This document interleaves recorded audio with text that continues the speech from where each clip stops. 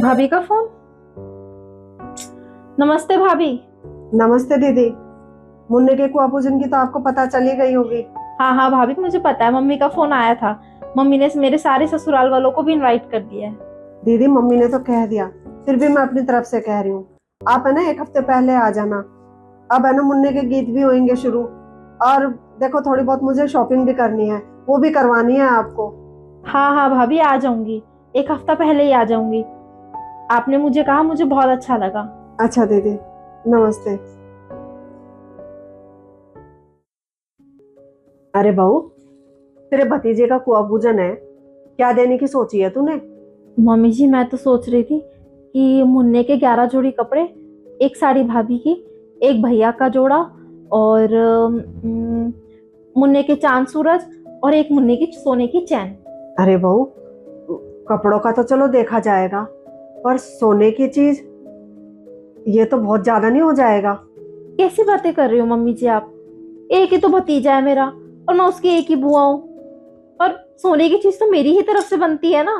अरे बहू, बनती तो है, पर जरा सोच, अभी अभी साहिल की नई जॉब लगी है, और घर के रेनोवेशन में भी इतना पैसा लग गया, अभी से इतना। और सोना क्या, पता भी है क्या भाव हो रहा है सोने का? चीज क्या बातों से बन जाएगी? एक बात बताओ मम्मी जी, वहां कुआ पूजन में सारी रिश्तेदारी इकट्ठी होगी है। सब क्या पूछेंगे कि मुन्ने की बुआ ने क्या दिया क्या दिया। और जब उन्हें पता चलेगा कि मुन्ने की बुआ ने तो कोई सोने की चीज तक नहीं दी, कितनी बदनामी होगी। और इसमें मेरे ससुराल की शान घटेगी ही ना, बढ़ेगी तो है नहीं। अरे जब ससुराल में पैसा हो तो खूब शान दिखाओ, अपने पल्ले में तो कुछ है नहीं, फिर झूठी शान दिखा के क्या फायदा? और जरा सोच, तू अपनी भाभी को ये सोने की चीज देगी तो तेरी मम्मी पापा पे, तेरे भैया भाभी पे कितना बोझ पड़ेगा। उन्हें नहीं लगेगा कि बेटी ने ना सोने की चीज दी है तो हमें भी अब करना पड़ेगा उसके लिए? क्यों बेवजह का बोझ डाल दिया तू उन पर? वो सब मुझे नहीं पता मम्मी जी।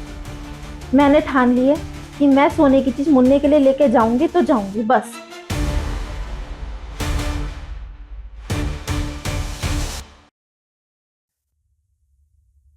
ये बहू तो मान ही नहीं रही, कैसे समझाऊं उसे?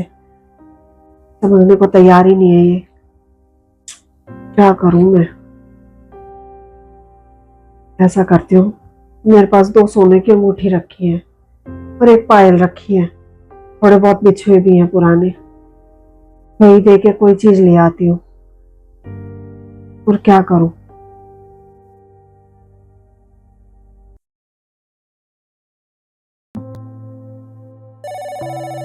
अरे, भाभी का फोन।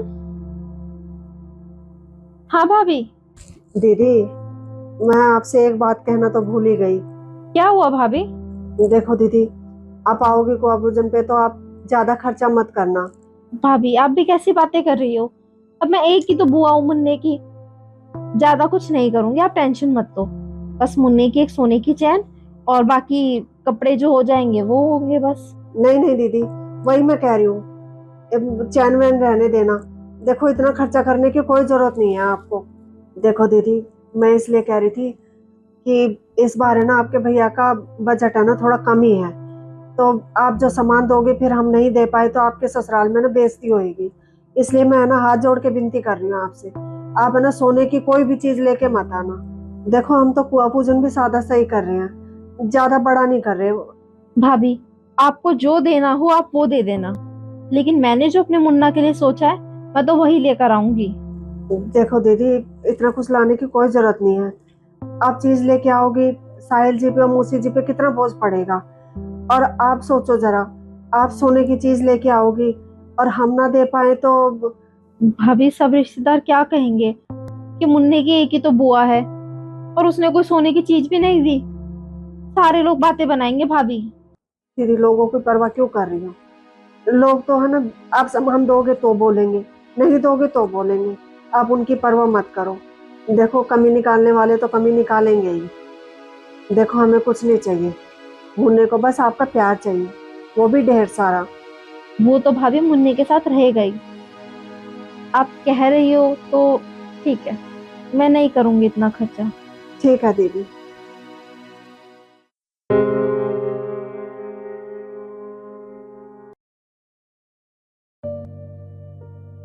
मम्मी जी, आप सही कह रही थी, मुझे इतना खर्चा नहीं करना चाहिए, मेरे ही मायके वालों पे बोझ पड़ेगा।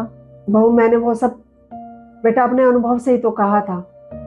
मैं तुझे गलत राय या गलत सलाह क्यों दूंगी? ऐसा करेंगे मम्मी जी, ज़्यादा कुछ नहीं करते हैं, बस 5 जोड़ी मुन्ने के और थोड़े बहुत खिलौने, और बस एक भाभी की साड़ी और भैया का जूड़ा, इतना ठीक रहेगा ना? हाँ, ये सब तो ठीक रहेगा।